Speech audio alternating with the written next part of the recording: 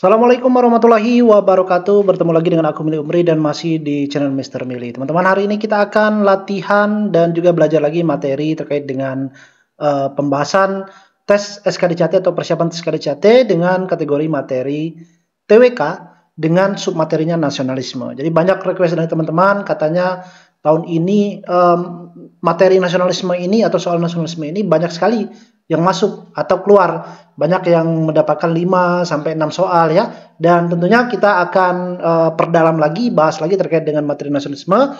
Mungkin bagi teman-teman yang nanti belum tes atau mungkin ingin ikut tes sekolah kedinasan tahun depan, karena tes KDCAT sekolah kedinasan dan CPNS itu sama ya, jadi bisa teman-teman untuk pelajari dan tonton video ini.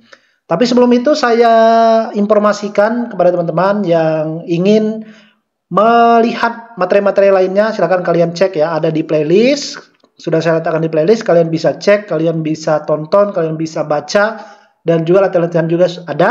Tapi jangan lupa tinggalkan subscribe-nya agar channel ini bisa berkembang, memberikan manfaat kepada teman-teman yang lainnya. Tapi sebelum itu saya ingin mengucapkan terima kasih kepada teman-teman yang banyak sekali DM atau WA ya, saya tidak dapat membalasnya satu persatu. Mereka mengucapkan terima kasih dan juga memberitahu bahwa mereka mendapatkan nilai yang masuk dalam passing grade ya, dan juga banyak yang bilang materi-materi yang saya sampaikan itu banyak yang diujikan juga ataupun berkaitan dengan soal yang mereka dapat. Tentunya apapun hasil yang kalian dapatkan itu adalah usaha dari teman-teman semuanya ya. Jadi saya hanya sebagai perantara untuk menyampaikan atau memberikan latihan, memberikan materi, tapi usaha yang sesungguhnya adalah berada di teman-teman. Karena kalau kalian tidak mau usaha, tidak mau cari materi, referensi, latihan sebanyak-banyaknya, maka kalian tidak akan dapat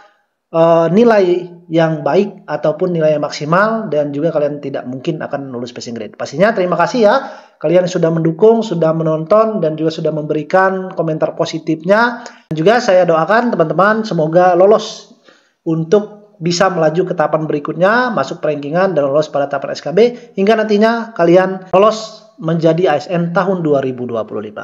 Baik, sebelum kita lanjut ke latihan soal ya, saya akan berikan dulu sedikit konsep, sedikit materi yang sudah saya rangkum untuk teman-teman semuanya sebagai modal ataupun bekal jika nantinya kalian mendapatkan soal tentang nasionalisme. Tetapi yang perlu saya ingat bahwa soal TWK ini cakupannya sangat luas. TWK ini banyak submaterinya, ada nasionalisme, integritas, bela negara, pilar negara ya. Nah, antara satu subtes atau satu materi dengan materi lainnya itu memiliki saling keterkaitan. Contohnya apa? Misalnya Pancasila itu bisa masuk dalam ranahnya nasionalisme, bisa masuk ranahnya dalam pilar negara, bisa masuk ke dalam Bhinneka Tunggal Ika, undang-undang, kemudian bisa masuk dalam integritas ya. Jadi antara satu materi dengan materi lainnya dalam TWK ini saling berkaitan. Sama seperti halnya kemarin yang bilang, "Bang, kok gotong royong itu masuk sila ketiga, bukannya gotong royong sila kelima." Nah, ini yang perlu teman-teman ketahui, bahwa gotong royong itu pada sila kelima itu sifatnya adalah untuk membantu sesama demi kemakmuran, demi kebersamaan. Dalam sila ketiga, gotong royong itu sifatnya adalah membentuk persatuan dan kesatuan. Nah, jadi sesuai dengan konsepnya. Nanti kalau teman-teman ketemu soal ya, baca soalnya dan konsep soalnya itu apa. Karena semua materi itu memiliki keterkaitan satu dengan lainnya. Misalnya nasionalisme diimplementasikan dengan nilai Pancasila bisa masuk. Integritas, nilai sederhana ya. Pada sila kelima juga ada nilai sederhana juga ya, implementasinya. Jadi saling berkaitan. Nah, itulah bentuk dari TWK. Nah, ini yang perlu teman-teman pahami. Terkait dengan nasionalisme, nasionalisme itu apa? Nasionalisme itu adalah paham ya atau ajaran yang menekankan seseorang warga negara kita untuk memiliki jiwa loyalitas atau kesetiaan ya, serta rasa bangga akan identitas negara atau identitas nasional mereka sendiri dengan menjaga persatuan dan kesatuan bangsa. Jadi pada intinya nasionalisme itu kita diajarkan untuk memiliki jiwa kesetiaan, jiwa bangga ya akan identitas nasional kita. Identitas negara atau nasional kita kan banyak. Nanti kita akan bahas terkait dengan identitas nasional kita seperti ada bendera, lambang negara, ya, lagu kebangsaan, dan tentunya tujuannya apa? Tujuannya untuk menjaga persatuan dan kesatuan bangsa atau mewujudkan kesatuan dan persatuan bangsa. Nah, ciri-ciri nasionalisme di Indonesia itu setidaknya ada beberapa ciri ya yang bisa kalian lihat itu masuknya dalam ranah nasionalisme. Nah, yang penting teman-teman ketahui juga bahwa nasionalisme itu sifatnya ada inklusif. Apa itu inklusif? Ada inklusif, ada eksklusif ya.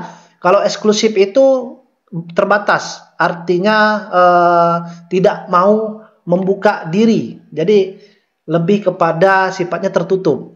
Dan kalau inklusif, artinya itu sama saja dengan tidak kaku, luas. Artinya apa? Mampu menyesuaikan dengan lingkungan yang berbeda-beda secara terbuka dan memiliki rasa cinta, bangga terhadap bangsa sendiri, perlu juga untuk tetap menghargai dan menghormati perbedaan terhadap bangsa lain. Nah, ini ya sifat nasionalisme di Indonesia ini. Jadi sifatnya itu bersifat inklusif. Artinya apa?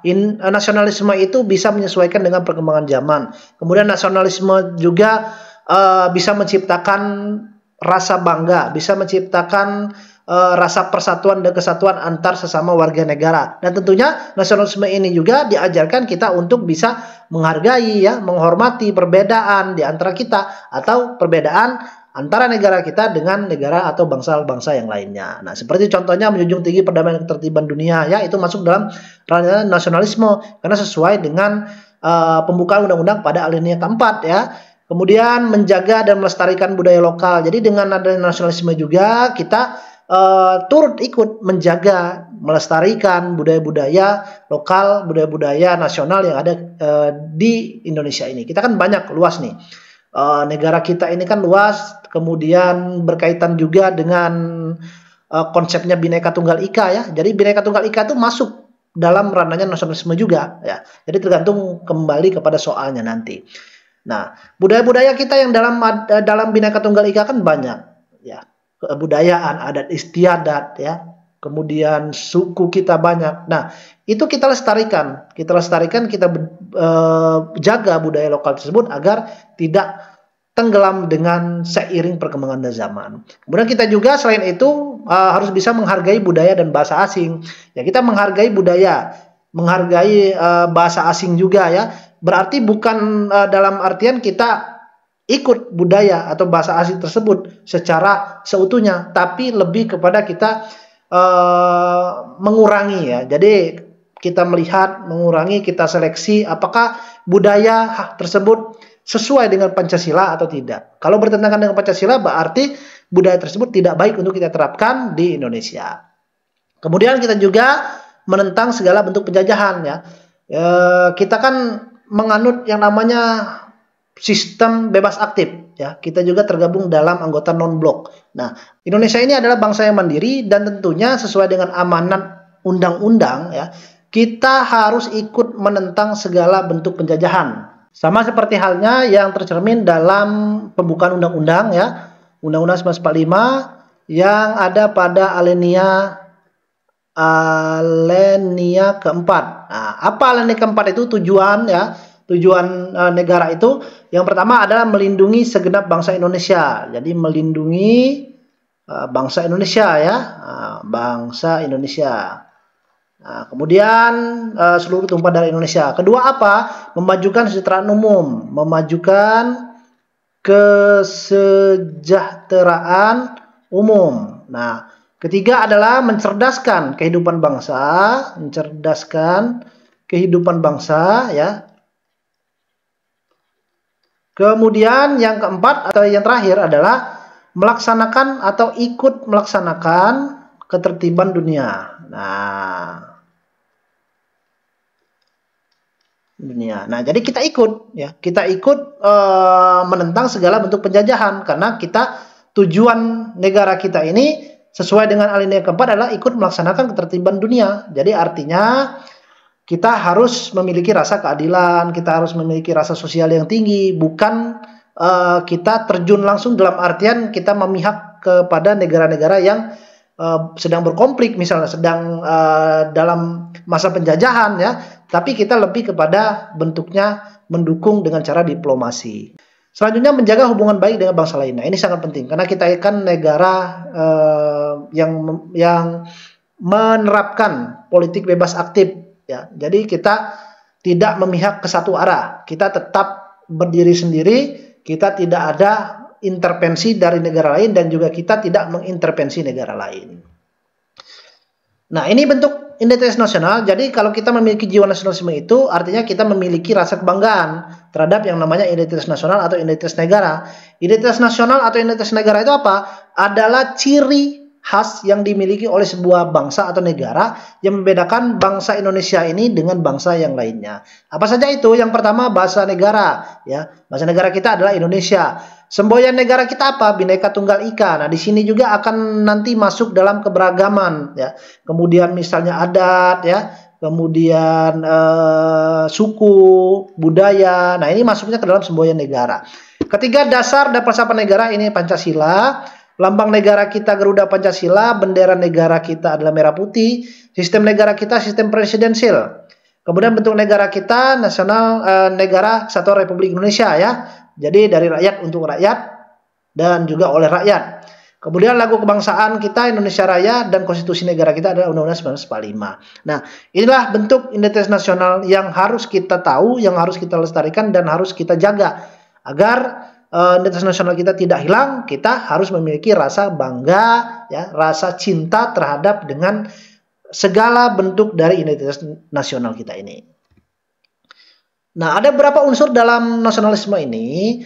Yang pertama adalah memiliki rasa cinta terhadap tanah air. Jadi, nasionalisme ini artinya kita memiliki rasa kebanggaan terhadap identitas nasional kita ya. Dan kita juga harus ikut melestarikan budaya bangsa dengan tetap menyesuaikan zaman. Jadi zaman globalisasi saat ini bukan artinya kita menolak, bukan artinya kita menghindar, tapi kita menyesuaikan, kita lihat ya, apa yang baik kita ambil, apa yang buruk kita tinggal. Artinya apa? Kita harus memfilter budaya-budaya yang masuk dalam negara kita ini. Apakah sesuai dengan Pancasila atau tidak ya. Nah, yang kedua adalah memiliki sikap menjaga persatuan dan kesatuan. Tentu, sikap menjaga persatuan dan kesatuan itu masuk dalam ranah nasionalisme juga ya. Karena kita tidak memandang suku, ras, agama, ya, budaya. Dengan tujuannya apa? Tujuannya adalah menjaga persatuan dan kesatuan bangsa demi mewujudkan kebersamaan. Yang ketiga adalah memiliki kemandirian bangsa. Artinya apa? Menciptakan serta mengupayakan kemajuan bangsa dan negara agar bisa mandiri dalam segala bidang tanpa harus merasa ketergantungan dengan bangsa lain. Nah, memiliki kemandirian bangsa. Ini maksudnya apa? Jadi kita itu harus bisa berdikari atau berdiri sendiri.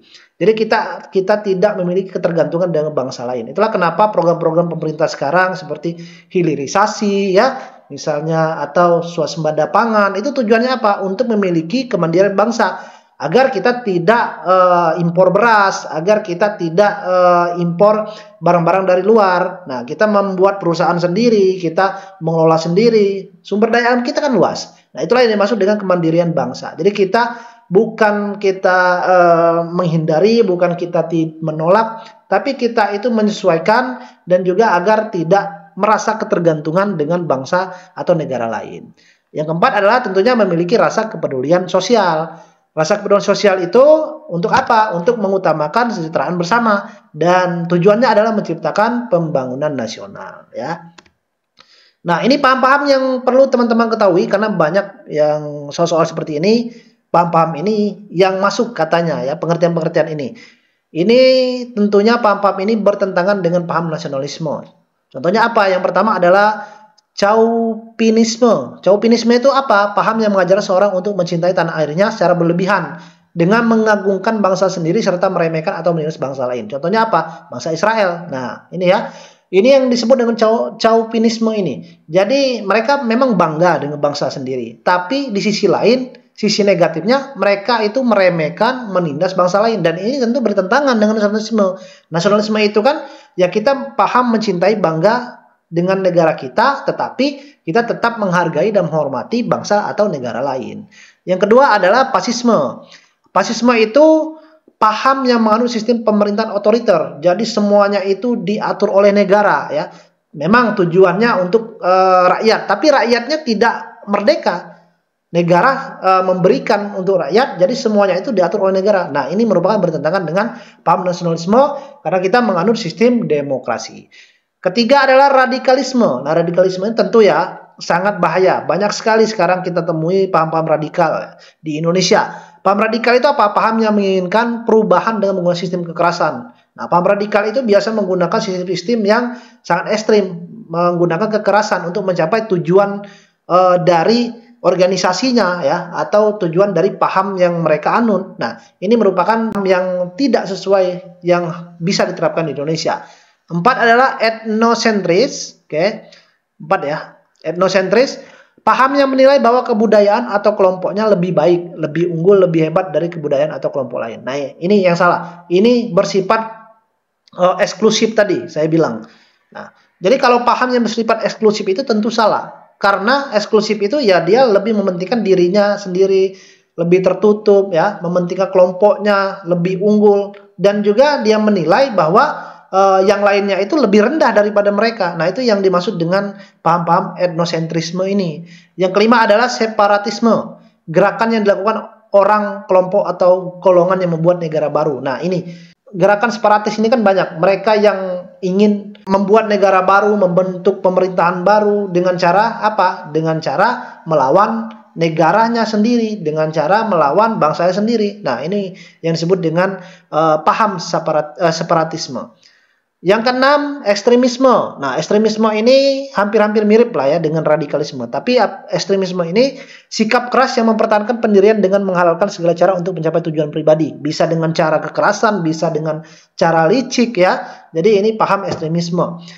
Kalau primordialisme ini adalah paham yang lebih mementingkan ras, agama, suku, golongan, atau daerah sendiri. Nah, misalnya daerah kita ini lebih baik, agama kita lebih baik daripada agama yang lain. Nah, berarti kita menganut paham yang namanya primordialisme. Karena kita mementingkan, mengunggulkan ras kita, agama kita, atau suku, golongan, atau daerah kita sendiri. Kita tidak memperdulikan negara atau bangsa lain, atau daerah lain, atau agama lain. Kita menganggap semuanya itu rendah. Ya. Jadi kita menganggap kita itulah yang paling terbaik. Nah, itulah paham-paham yang sangat bertentangan dengan nasionalisme yang tentunya tidak bisa diterapkan di Indonesia. Nah, ini ya sebenarnya teman-teman harus tahu perbedaan ini karena ada beberapa soal yang terkadang masuk dalam soal-soal dari nasionalisme ini terkait dengan paham-paham yang bertentangan dengan nasionalisme.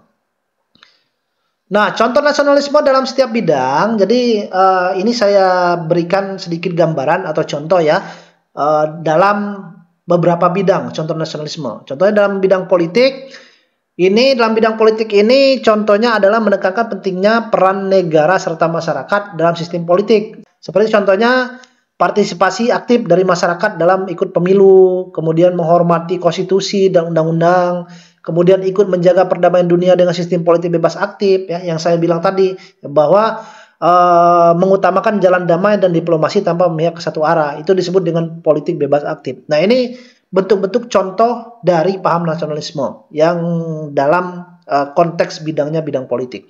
Kalau dalam bidang ekonomi, itu menekankan perkembangan ekonomi nasional dengan mengurangi ketergantungan terhadap bangsa lain seperti mendukung industri lokal, membangun usaha mikro, kecil, menengah atau UMKM ya, mengembangkan UMKM, menggunakan produk-produk dalam negeri. Nah, ini kan merupakan bentuk nasionalisme dari segi ekonomi. Dari segi sosial apa? Menekankan prinsip kesatuan dan persatuan bangsa tanpa membedakan suku, agama, ras, dan golongan.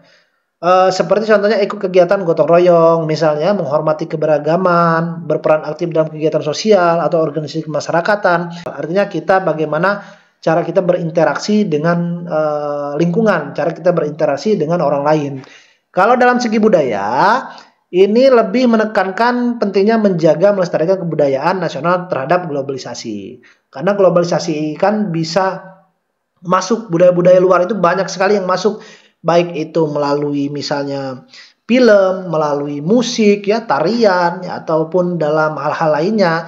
Nah, dengan kita mendukung kebudayaan nasional kita, setidaknya kita memiliki rasa bangga, kita setidaknya mengurangi pengaruh dari globalisasi ini. Contohnya apa? Contohnya kita menghargai karya buatan dalam negeri seperti film dalam negeri, karya-karya musik dari penyanyi dalam negeri, seni-seninya ya, dan juga dari hal-hal lainnya. Serta juga kita harus aktif dan juga ikut mempromosikan terkait dengan budaya bangsa, baik melalui sosial media atau secara langsung. Contohnya batik, tarian, makanan ya. Jadi walaupun kita berada di luar negeri misalnya, ya kita ikut promosikan, kita kenalkan Indonesia itu bukan hanya taunya Bali. Orang taunya Indonesia Bali. Ternyata banyak budaya-budaya, banyak tempat-tempat yang bagus ya, yang menarik, yang cantik, yang bisa dikunjungi selain hanya satu atau dua daerah atau satu budaya tertentu. Jadi banyak budaya-budaya yang lainnya, tempat-tempat yang lainnya, makanan, misalnya tariannya yang perlu kita kenalkan kepada negara atau bangsa lain. Itu artinya kita memiliki rasa bangga, kita memiliki rasa cinta tanah air ya terhadap dengan konsep nasionalisme ini. Nah ini ya contoh-contohnya dalam bidang politik, ekonomi, sosial, dan juga budaya. Nah kemudian tantangan apa yang dihadapi pada era globalisasi ini? Tentunya setidaknya ada 3 ya tantangannya. Yang pertama adalah budaya asing yang masuk. Sekarang kan sudah banyak budaya-budaya asing yang masuk ke Indonesia, baik melalui film, lagu, ataupun melalui sosial media. Nah inilah yang menjadi tantangan terbesar. Jadi sikap terbaiknya apa? Sikap terbaiknya yang harus kita lakukan adalah dengan tetap menjaga, mempertahankan budaya nasional, dengan tetap menjaga, mencintai ya identitas negara, dan kita harus menyeleksi, melihat budaya luar tersebut apakah baik untuk kita ikuti atau tidak, apakah bertentangan dengan Pancasila atau tidak. Yang kedua adalah menggunakan produk luar negeri. Nah sekarang kan sudah banyak. Jadi masyarakat ataupun pemuda ya sekarang menggunakan produk-produk luar negeri ini. Sebenarnya produk luar negeri ini kalau kita lihat di Indonesia ini banyak produk-produk yang serupa yang kualitasnya hampir sama ya. Mungkin terkadang ada yang lebih baik dari produk luar negeri karena sudah kebiasaan, karena kita menganggap produk luar negeri itu unggul. Dan kita tidak sering dengan membeli, memakai ya atau menggunakan produk dalam negeri, sehingga kita anggap produk luar negeri itu yang paling terbaik. Sebenarnya sikap kita itu kurang menunjukkan bahwa kita memiliki rasa nasionalisme. Karena kalau kita cinta tanah air, kita memiliki rasa nasionalisme, kita juga harus bangga dengan produk dalam negeri kita. Dan tentunya dengan cara mengurangi penggunaan produk luar negeri. Ketiga, penyalahgunaan media sosial. Nah, media sosial ini akhir-akhir ini sangat riskan. Sangat banyak sekali berita-berita informasi hoax yang merajalela. Apalagi media sekarang kan kita tidak tahu lagi terkadang mana berita yang benar, mana berita yang hoax ya. Dan masyarakat kita ini sangat boleh dikatakan minim literasi kalau saya bilang. Karena dengan melihat judul terkadang tanpa membaca caption atau tidak melihat lagi atau mencari tahu ya kebenaran dari berita tersebut, alhasil apa? Alhasil menyebarkan kemudian komen ya yang tidak sesuai konteksnya. Nah inilah bahaya dari globalisasi ini dengan penyalahgunaan media sosial. Jadi sikapnya apa? Seharusnya kita itu cross check dulu kalau misalnya ada informasi yang kita terima, jangan langsung sebar. Kita cross check apakah berita tersebut benar atau hoax. Kalau misalnya berita tersebut hoax, kita tahu ya harus kita beritahu dengan cara apa. Misalnya kita komentar bagaimana informasi yang benarnya ya. Jadi seperti itu adalah bentuk-bentuk dari kita menangkal yang namanya penyalahgunaan media sosial. Dan pastinya menggunakan media sosial itu dengan bijak, dan yang terpenting membantu mempromosikan identitas dan budaya nasional. Nah itu hal yang terbaik yang harus kita lakukan kalau kita ingin menunjukkan rasa cinta dan bangga kita terhadap identitas nasional kita dengan cara pemanfaatan penggunaan sosial media dengan baik ini. Nah, mungkin itu ya sedikit materi dari nasionalisme yang dapat saya sampaikan. Semoga bisa membantu teman-teman dalam proses mengerjakan soal nantinya. Kalaupun ada materi yang masuk nanti ya alhamdulillah, karena namanya tes TWK itu tes SKDCAT lah ya. Ada yang bilang belajar di si A itu banyak yang masuk. Ada yang bilang lagi belajar di si A itu kurang efektif, belajarnya yang di B bagus. Nah, kita tidak bisa memilih soal TWK mana atau soal SKD apa yang kita dapatkan. Intinya kita pelajari, karena konsep dari soal TWK itu sangat-sangat luas. Ya. Jadi semuanya itu bisa masuk. Ada potensi untuk masuk. Apa yang kita pelajari, baik dari misalnya tryout ini, tryout itu ya. belajar bimbel A, bimbel B, channel YouTube ini, channel YouTube itu.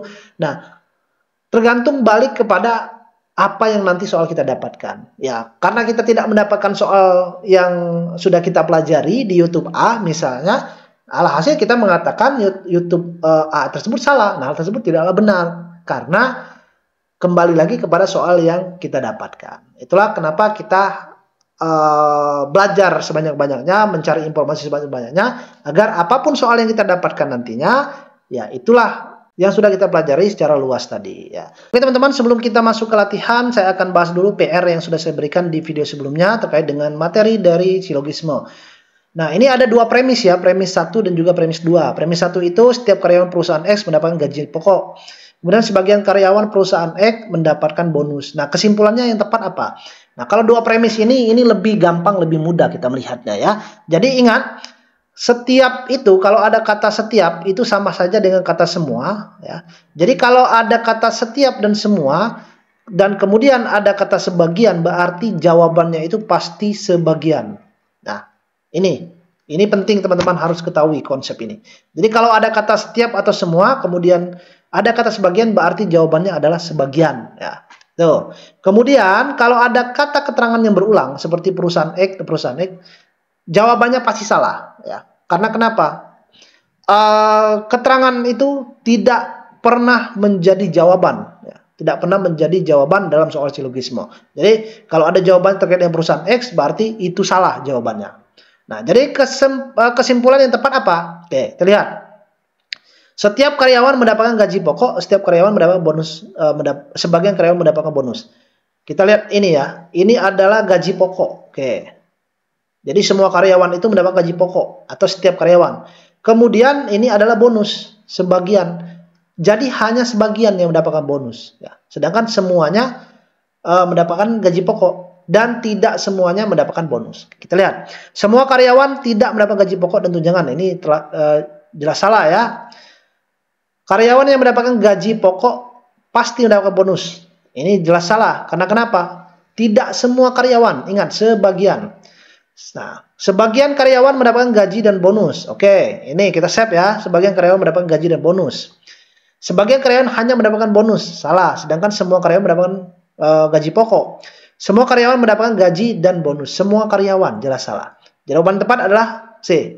Ingat, ada kata sebagian dan juga semua karyawan atau sebagian karyawan ini ada yang mendapatkan gaji pokok dan ada juga yang mendapatkan bonus. Jadi jawaban yang tepat adalah yang C. Apabila ada kata semua atau setiap, maka jawabannya pasti sebagian ya. Lanjut kita latihan yang pertama.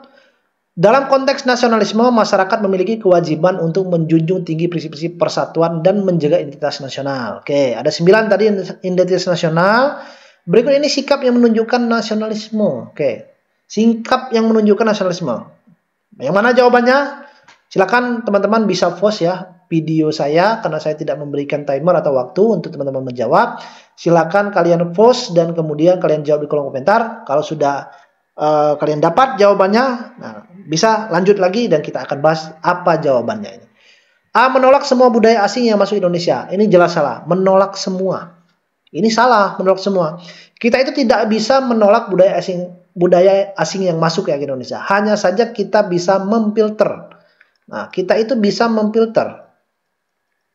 Ya.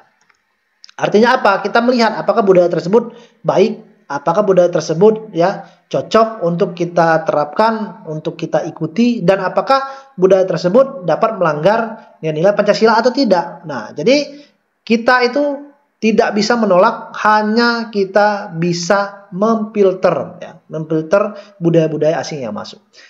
B. Menggunakan bahasa daerah asal ketika berada di seluruh Indonesia. Bahasa kita, ingat, bahasa kita adalah bahasa persatuan kita, bahasa Indonesia. Sedangkan menggunakan bahasa daerah asal, ini jelas salah. Ya. Ketika berada di seluruh Indonesia, oke, kalau orang paham. Kalau orang nggak paham, bagaimana? Jadi bahasa nasional yang kita gunakan, bahasa Indonesia, ini jauh lebih baik. Jadi dimanapun kita berada, ya gunakan bahasa Indonesia. Kalau kita memang paham, sudah pasti ya gunakan bahasa daerah setempat, jangan bahasa daerah asal kita.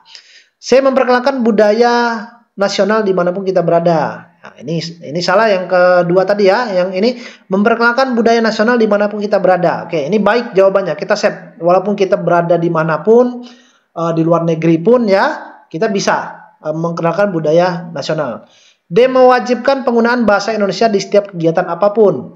Mewajibkan penggunaan bahasa Indonesia di setiap kegiatan apapun. Oke, kalau kegiatannya formal. Kalau kegiatannya informal, kegiatan yang nggak resmi, misal kegiatan tentang kedaerahan atau tentang budaya, tentang adat, nah ini jelas masih dipertanyakan ya. Jadi jawaban ini kurang tepat untuk konteks soal yang nomor 1.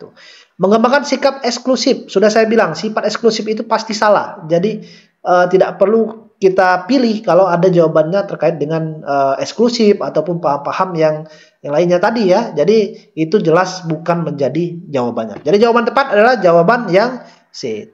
Dengan memperkenalkan budaya nasional dimanapun kita berada ya.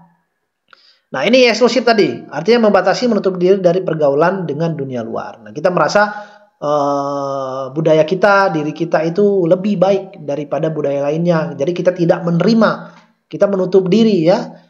Nah, itu yang disebut dengan eksklusif. Sedangkan nasionalisme kita adalah nasionalisme yang bersifat inklusif. Lanjut soal nomor 2. Indonesia sebagai negara yang menganut sistem politik bebas aktif. Sudah saya jelaskan tadi ya. Kita itu tidak memihak kepada negara lain. Jadi kita berdiri sendiri. Apabila terjadi konflik di negara lain, bagaimana sikap dan peran dalam menyikapi konflik tersebut? Oke. Misalnya ada konflik nih ya. Israel Palestina atau misalnya Rusia dan Ukraina ya. Nah, sikap Indonesia itu di mana? Oke, kita lihat. A. Mendukung dan mengirim bantuan militer kepada negara yang sedang berkonflik. Ini jelas salah. Ya. Mendukung. Kita memang ikut mendukung. Tapi tidak sampai mengirim bantuan. Kalau kita mengirim bantuan militer, artinya kita terjun langsung ke sana. Artinya politik bebas aktif kita ini tidak berlaku lagi. Jadi jawaban ini kurang tepat. B. Menghentikan semua kegiatan diplomasi. Oke. Menghentikan kegiatan diplomasi. Ini juga salah. Dengan kita menghentikan diplomasi kan bukan artian dalam bidang militer saja ya. Banyak kok dalam bidang ekonomi, dalam bidang sosial budaya, ya, dalam bidang yang lainnya. Nah, jadi menghentikan semua kegiatan diplomasi ini bukan cara terbaik dan bukan bentuk politik bebas aktif yang diterapkan di Indonesia. Walaupun negara lain sedang berkonflik misalnya ya, nah kita tetap mengadakan diplomasi tetap. Contohnya apa? Seperti misalnya Rusia sedang dengan Ukraina sedang ada konflik. Nah, kita tetap berdiplomasi dengan Rusia, berdiplomasi dengan Ukraina ya, karena diplomasi tersebut bukan hanya dalam ranah kemiliteran ya, bukan ranah dalam konflik tadi, banyak yang lainnya dalam segi ekonomi, segi budayanya ya. Jadi ini merupakan bentuk yang salah dengan menghentikan semua kegiatan. Menyuarakan pendapat melalui forum resmi untuk menghentikan konflik. Nah, ini baik jawabannya. Karena Indonesia kan menganut politik bebas aktif. Artinya mendukung dan juga ikut untuk melaksanakan ataupun mendukung, menjaga, mewujudkan ketertiban dunia. Ya, dengan menyuarakan pendapat. Sering. Kalau kita dengar kemarin menteri atau mantan menteri luar negeri, Ibu Retno Marsudi menjelaskan bahwa di forum resmi seperti forum PBB, bahwa Indonesia tetap konsisten mendukung. Nah, Indonesia kan mendukung, tetapi tidak terlibat langsung. Nah, itulah yang dimaksud dengan politik bebas aktif ini. Kita save dulu yang C ya. D. Mengabaikan negara yang sedang berkonflik. Ini jelas salah. Ingat, Indonesia tetap melakukan diplomasi ya. Jadi mengabaikan ini bertentangan dengan prinsip diplomasi. E. Bergabung dengan negara non-blok agar terjalin persaudaraan antar bangsa. Baik. Negara non-blok itu artinya negara yang tidak berafiliasi dengan negara yang lainnya. Jadi tidak mendukung satu negara yang memiliki superpower atau power. Jadi negara ini negara yang mandiri. Itu disebut dengan negara non-blok. Bergabung dengan negara non-blok ini baik, tapi belum tercermin ya dalam sikap terkait dengan konflik ini. Jadi jawaban yang tepat adalah jawaban yang C. Nah, politik bebas aktif mengacu kepada pendekatan diplomasi yang mendorong negara Indonesia untuk tetap menjaga kedaulatan dan kepentingan nasional dengan tetap menjalin kerjasama dengan berbagai negara tanpa mengambil sikap yang ekstrim atau mengikuti salah satu blok kekuatan, karena sesuai amanah Undang-Undang 1945 menolak keras segala bentuk penjajahan dan ikut serta menjaga perdamaian dunia. Nah, ini ya kata kuncinya. Jadi kalau teman-teman dapat soal tentang konflik ini Intinya Indonesia tidak ikut konflik, tidak ikut terjun langsung, tetapi kita tetap mendukung dengan menyuarakan untuk menerapkan sikap yang namanya diplomasi tadi. Bisa melalui forum resmi atau bisa melalui sosial media ya, bisa melalui kebijakan-kebijakan. Itu ya soal yang nomor 2, kita lanjut ke soal yang nomor 3. Dalam menjaga persatuan dan kesatuan di tengah keberagaman. Oke. Persatuan dan kesatuan di tengah keberagaman ya. Jadi keberagaman itu luas. Bisa budaya, bisa ada istiadat ya. Sangat penting sekali untuk mengimplementasikan nilai Pancasila pada sila ketiga. Oke.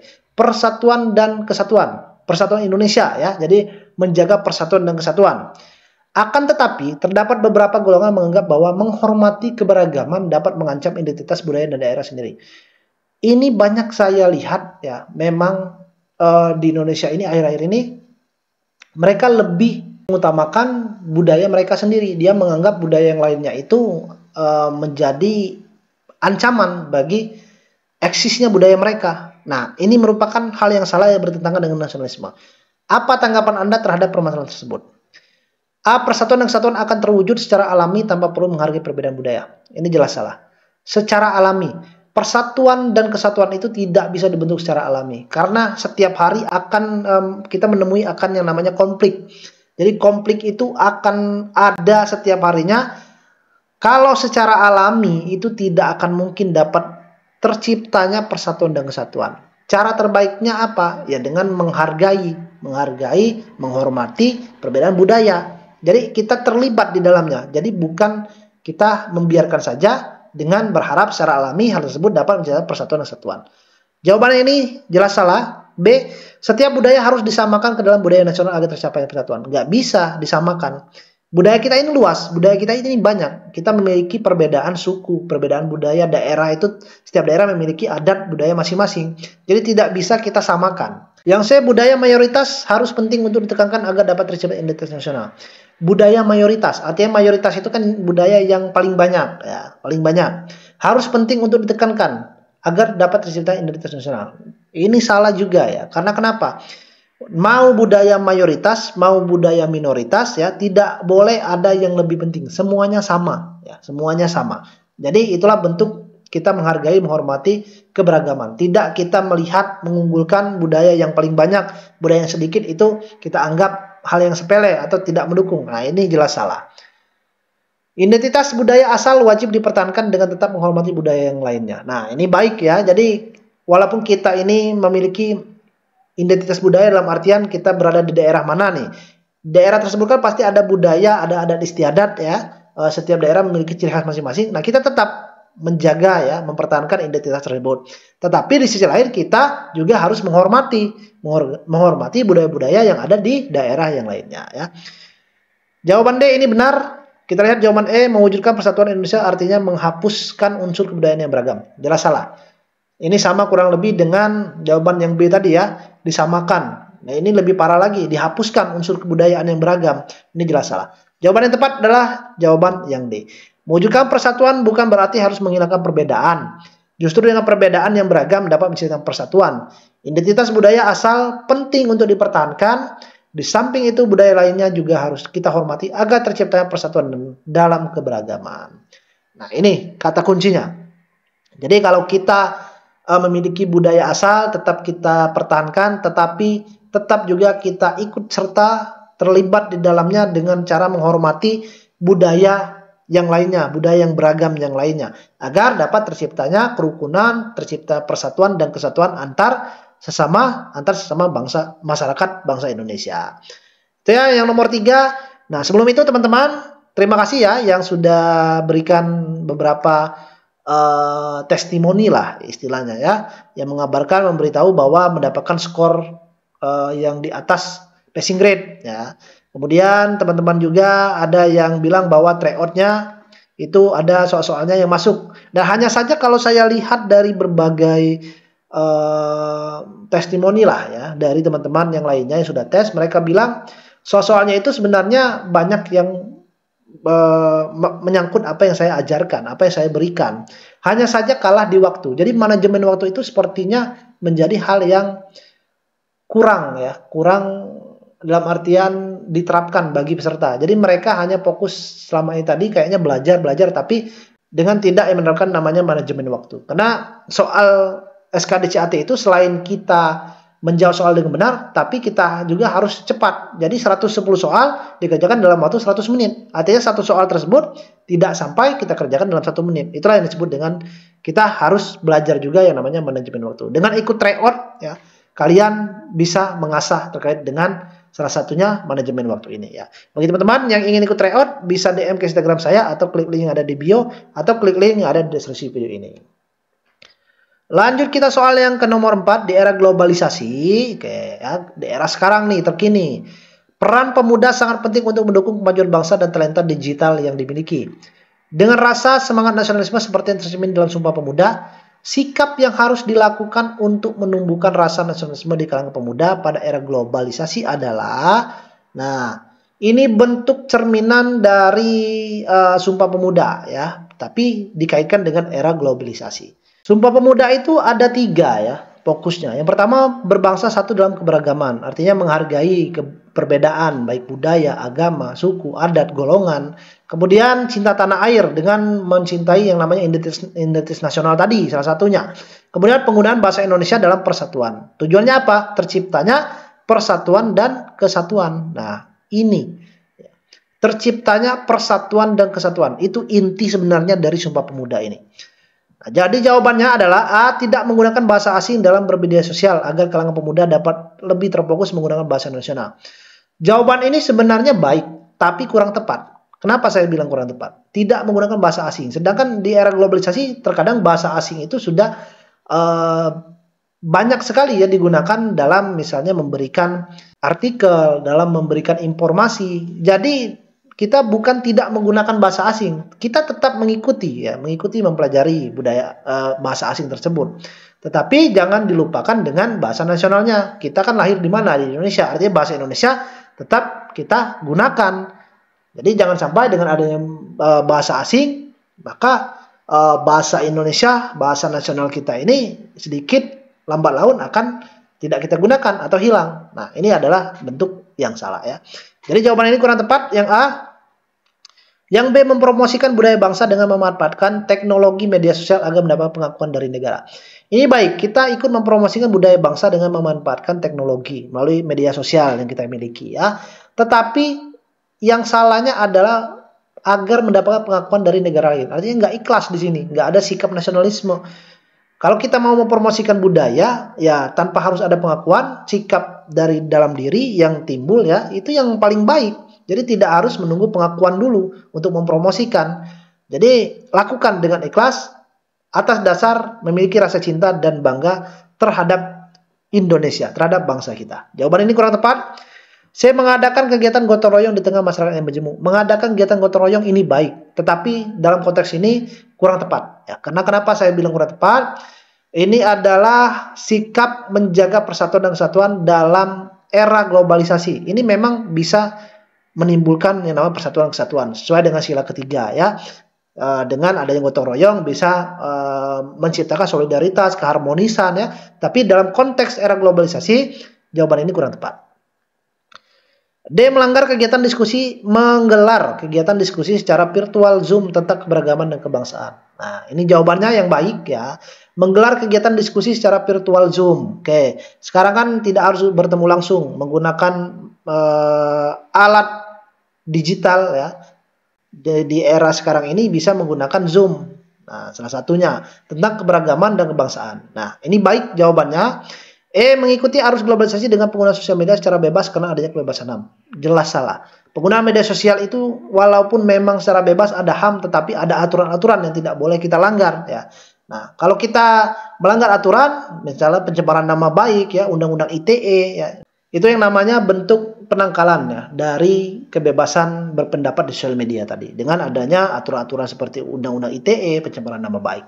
Jadi jawaban yang tepat adalah jawaban yang D ya. Ini salah, jadi jawaban yang D. Menggelar kegiatan diskusi secara virtual Zoom tentang keberagaman dan kebangsaan.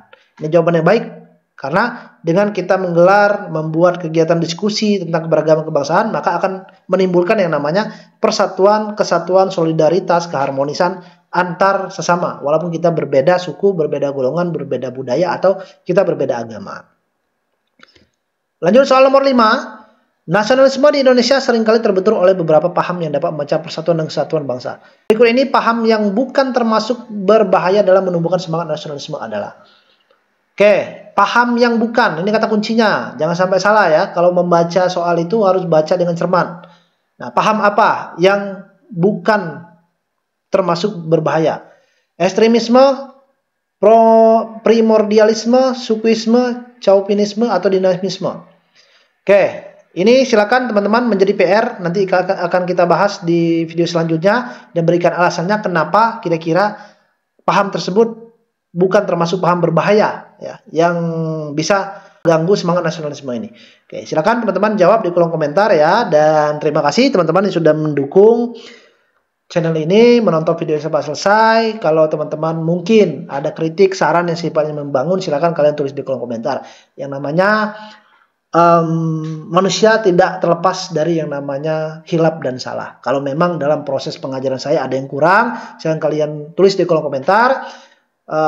Kita sama-sama belajar, saya memberikan pembelajaran kepada teman-teman, dan teman-teman juga semoga mendapatkan materi, semoga mendapatkan ilmu yang saya berikan ya. Intinya kalau kita melakukan segala sesuatu dengan ikhlas, dengan baik ya, maka apa yang kita lakukan tersebut secara tidak langsung akan berdampak kepada diri kita sendiri. Jadi saat belajar niatkan sesuatu hal yang baik, maka hasilnya juga akan mendapatkan yang terbaik ya. Terima kasih teman-teman sudah menonton ya, bantu subscribe dan bantu share juga. Dan saya Eri, wassalamualaikum warahmatullahi wabarakatuh.